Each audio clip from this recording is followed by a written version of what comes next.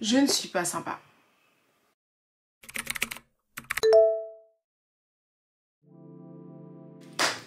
Coucou, j'espère que ça va. Moi ça va en tout cas. Et on se retrouve pour un nouveau Talk with Shay. Normalement c'est un night talk.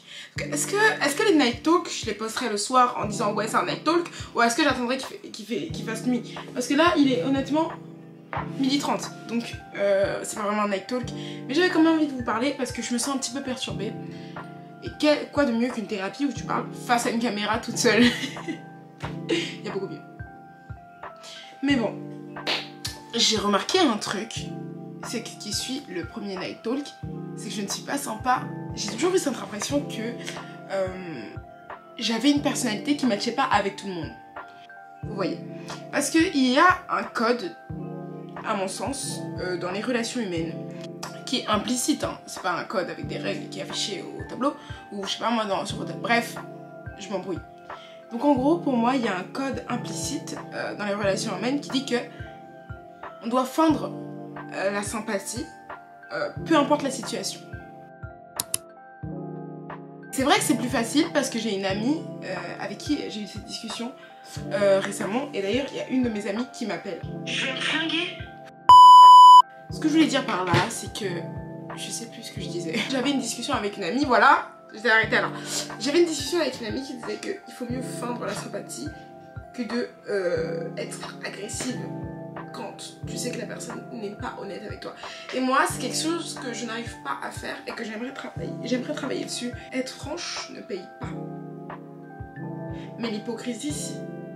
Je m'explique. Par exemple, dans le monde de l'influence, dans le monde, là où je veux entrer, vous voyez, le monde du cinéma.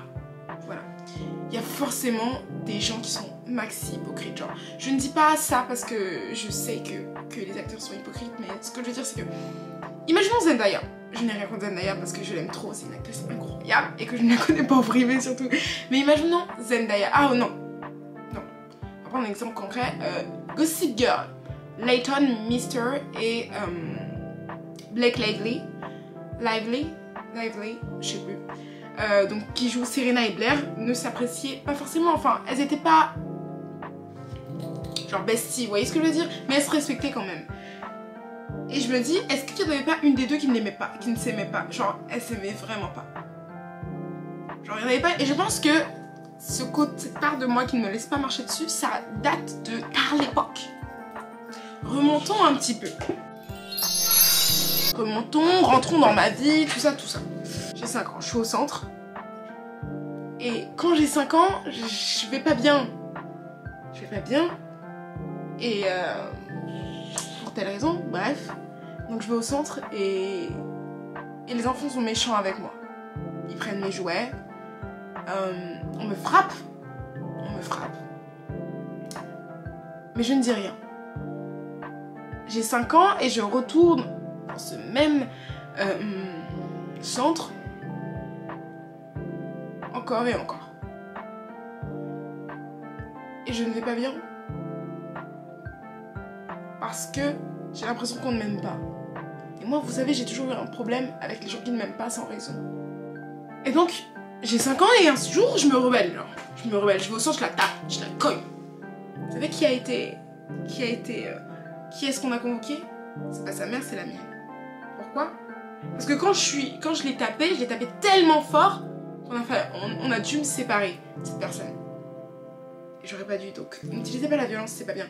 Mais ce que je veux dire, c'est que j'ai tellement intériorisé le fait qu'elle me tapait tous les jours sans que je ne dise rien du tout, que au moment où j'ai commencé à taper, je ne pouvais plus m'arrêter. Je me rends compte, j'ai toujours cette personnalité de... Je suis sans nuance. Soit je dis rien, soit je l'éclate. C'est simple, c'est ce qui s'est passé. Maintenant on grandit, je change d'établissement, où je vais dans mon établissement toujours actuel, je suis toujours là-bas. Et j'ai 6 ans, je suis en CP, et le monde ne m'aime pas. Le monde ne m'aime toujours pas, et je n'ai pas d'amis. Je n'ai pas d'amis, je me sais pas des vrais amis parce qu'ils me rabaissent. Ils me disent, tu as un pot de colle. Vous savez les trucs de gamins et tout. Tu as un pot de colle, tu me colles tout le temps, tu fais trop la belle. Oh my god. Le tu fais trop la belle, je l'ai entendu tellement souvent, oui. Oui. Je pense que le tu fais trop la belle, c'est la version immature de dire que tu prends les gens de haut. Mais alors, tu prends les gens de haut, je l'ai eu tellement de fois. Et je vous expliquerai après pourquoi. Tu fais trop la belle, arrête, Chérine je n'aime pas, Chérine nanani, Chérine nana. Et donc, ce qui fait que je me retrouvais souvent toute seule. Je me retrouvais très souvent seule, ou alors avec des amis qui me rabaissaient en permanence. Et je suis restée avec une de mes amies, une meilleure amie pendant longtemps, jusqu'à ce qu'elle me remplace par une autre personne. Et ça, je l'ai très mal vécu, parce que je me suis renfermée sur moi-même. Je me suis dit, mais qu'est-ce qu'elle a de plus que moi? Et je m'en souviens de cette période-là. J'étais en CM2, je crois. Et tous les jours, j'étais absente. J'étais absente. Pendant une semaine, j'étais tous les jours absente parce que j'avais mal au ventre. Et ma mère m'a emmenée chez le médecin et on m'a dit que c'était du stress. J'avais mal au ventre, je me sentais pas bien parce que les gens ne m'aimaient pas. Et j'ai toujours eu ce problème. Pourquoi les gens ne m'aiment pas? D'ailleurs, récemment, j'ai une conversation... Je m'embrouille. D'ailleurs, récemment, j'ai une conversation avec quelqu'un qui m'a dit... Donc, toi... T'es tellement orgueilleuse que tu n'acceptes pas que les gens ne t'aiment pas. Peut-être.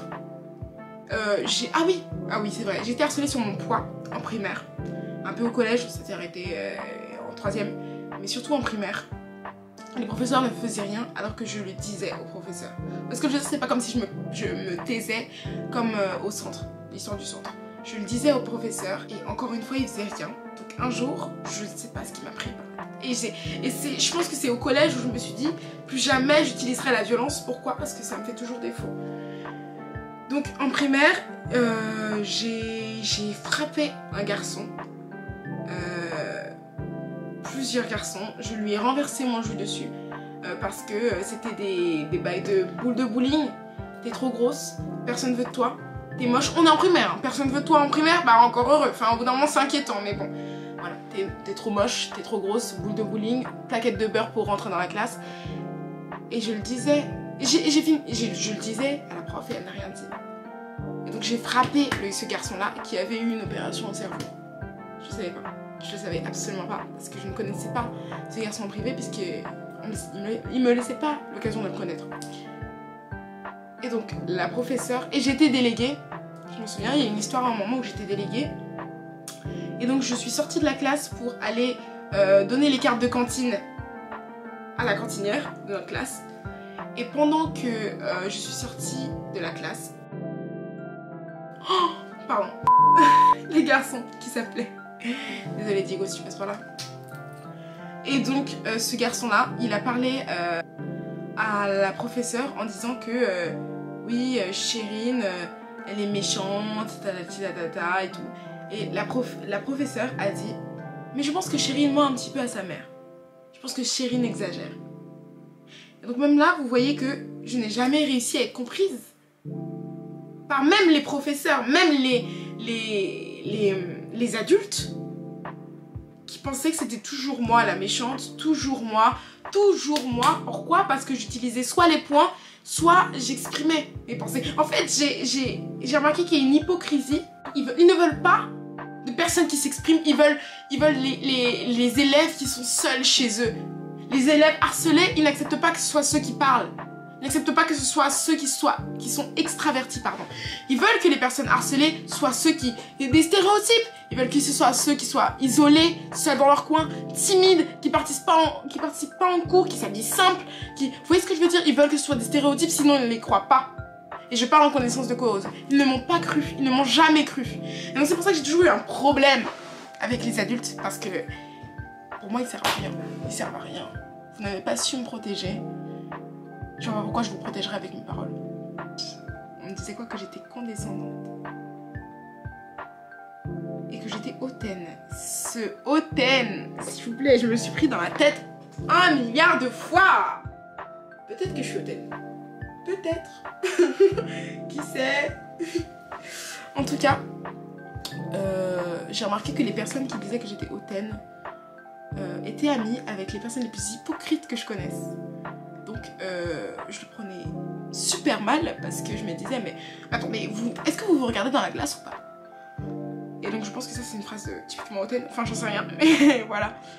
Je pense comprendre pourquoi les gens disent que je suis hautaine, ou disaient du moins, je pense qu'il y en a toujours qui disent que je suis hautaine et même, ouais l'année dernière aussi on le disait, Je pense que c'est parce que je me suis créé une carapace. Je me suis créé une petite carapace. Qui fait que dès que maintenant vu que j'ai dit que j'arrêtais la violence à partir du collège, parce que ça ne me réussit pas, que j'étais toujours punie, que j'étais toujours... Voilà, jamais prise au sérieux, j'ai arrêté la violence et je suis passée à un nouveau stade de ma protection qui n'est plus la violence physique, mais la violence du comportement psychologique. Donc ça, je sais que c'est quelque chose qui peut me faire défaut, mais c'est maintenant comme ça que je fonctionne. C'est-à-dire que quand je sens pas quelqu'un, quand je sais qu'il a dit quelque chose sur moi, bah, on revient à truc du début, je ne peux pas faire semblant.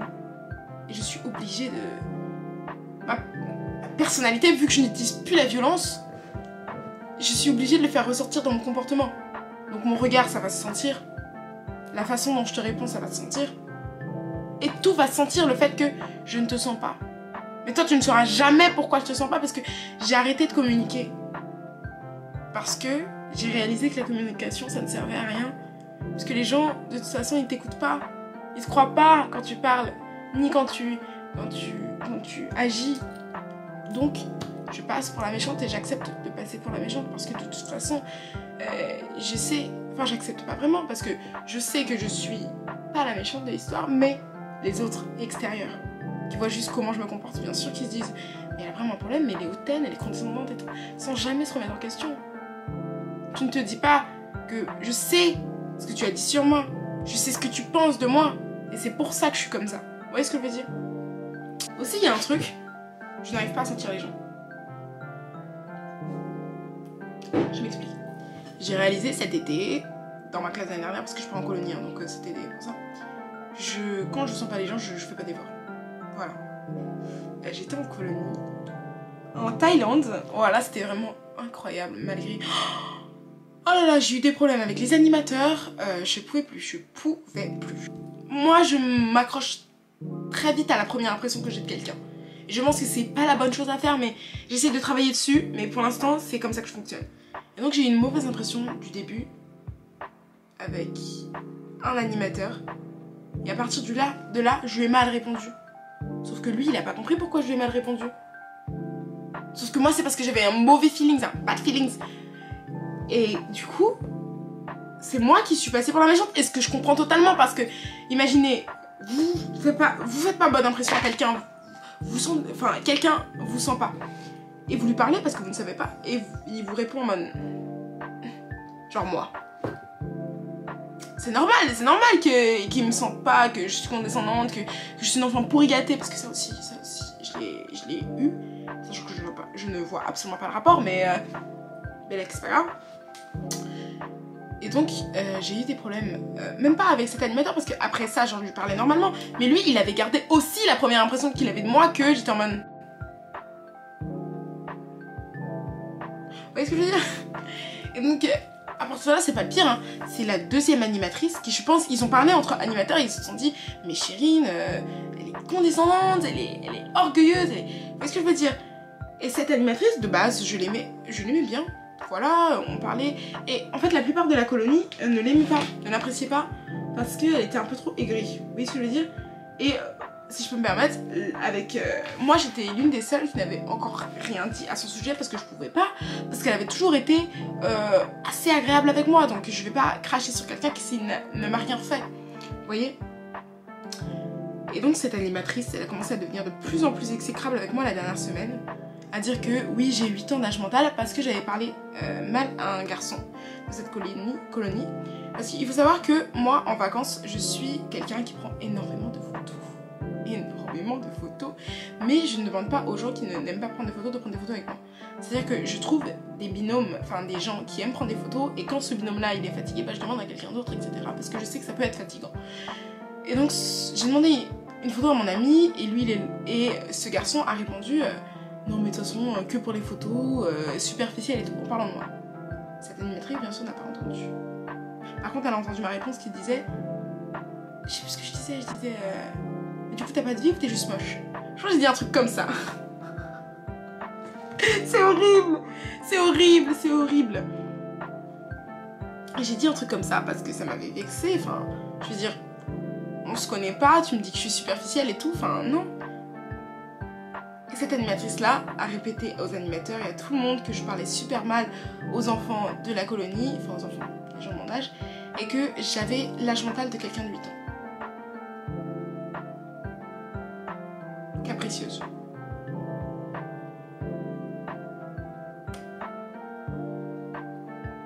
Vous voyez ce que je veux dire? C'est comme ça que la plupart des gens me voient. Et je comprends qu'ils puissent me voir comme ça, parce qu'ils ne me connaissent pas. Ils connaissent que la carapace que je me suis créée, mais je vais vous dire, les gens se créent une carapace pour une raison. Essayez de chercher pourquoi ils se comportent comme ça. Si je me comporte mal avec toi dès le début, c'est impossible. C'est impossible, c'est juste parce que tu as fait quelque chose qui m'a pas plu et que je suis trop radicale comme personne et que j'essaie de travailler dessus. Essayez de comprendre pourquoi les gens sont comme ça au lieu de juste cracher sur eux.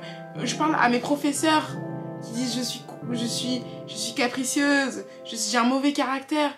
Apprenez à lire entre les lignes s'il vous plaît. Vous travaillez avec des enfants tous les jours, vous travaillez avec des élèves tous les jours. Et pourtant c'est moi le problème, ça a toujours été moi le problème. Je ne suis pas sympa. Je ne suis pas sympa parce que je suis franche, parce que j'ai choisi de ne pas être hypocrite. J'ai choisi de stopper ça en fait. C'est tout. En tout cas, merci. Ça m'a fait du plaisir de vous parler. Dites-moi ce que vous en pensez de ce petit concept à midi. J'ai commencé à 12h30, il est 13h11, donc ça fait presque 1 heure que je parle. Dites-moi si vous aimez ça et un gros bisou. En attendant un prochain sujet, dites-moi sur quel sujet vous voulez que je parle la prochaine fois. Et kiss kiss. Bye.